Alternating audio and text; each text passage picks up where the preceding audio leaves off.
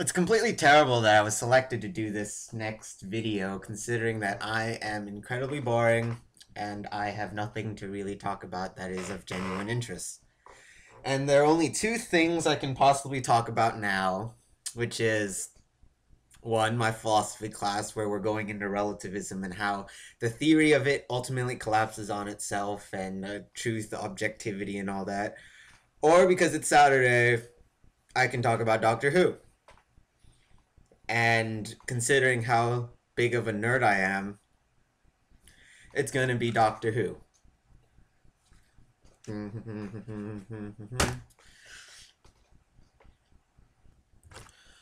So the one thing I look for in a TV show is good writing, or a higher caliber of writing. Now, by writing, I generally mean snarky dialogue and exploration of deeper themes like morality or the struggle to find happiness.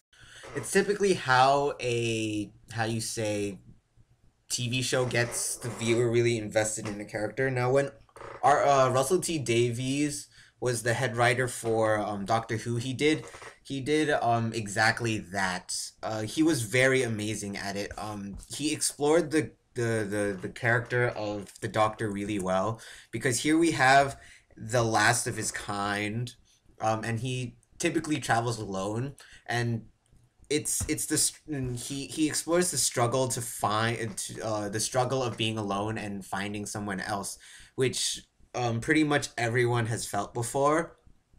And um it's also about, because he's done such horrible things to his people in the past, he feels like he should not feel happiness, and misery is what he deserves.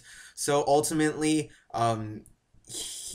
he's unconsciously self-sabotaging himself with his companions, because he doesn't feel like he deserves them. And really, everyone kind of has felt this way before, relatively. So this is why the Doctor was is such an easy character to relate to and to develop.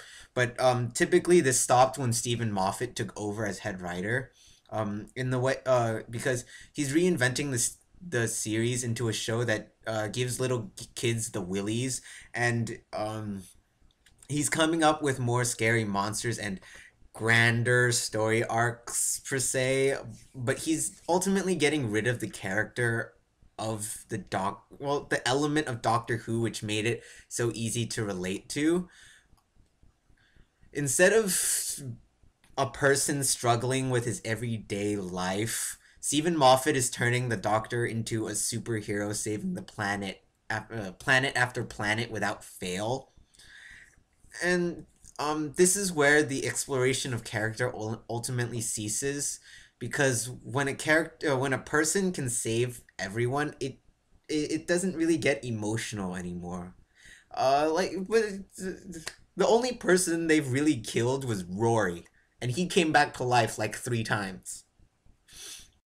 There's a one episode I really remember where it was the Fires of Pompeii episode, where the the Doctor struggles with himself and his humanity, either to save Pompeii or to save the world, and it's a distinct juxtaposition between the situation he was put in Gallifrey, where he had to ultimately destroy his or sacrifice his own people to uh, uh, save the universe. So it was a distinct juxtaposition, and it was really it really showed the emotional development and caliber of the writing. The decision to sacrifice one place over another or for the greater good is an exploration of morality, which is a general topic I really like, which kind of emphasizes why I really love Firefly and Dollhouse. Um, there's also more facts about why I think it's been going the quality of Doctor Who has been going down, because another one is that Stephen Moffat really can't write characters as well as Russell T Davis. Like, personally, I really don't like Amy. Like, and for the development for her character is really wonky, because one day, or she's in love with the Doctor and tries to kiss him, and the next they're suddenly best friends with no romantic inclination with each other. I mean, really, that never happens. And this brings me up to last week's episode, and if you didn't watch it yet, I highly suggest you skip this part.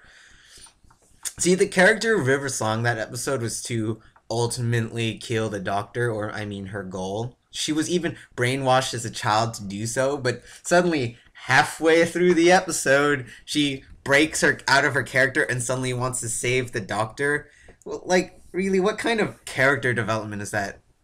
It's really none. It's this no real person in imitating real life would suddenly go, "Hey, I want to kill you." Oh no, suddenly you're dying. No, I want to save you.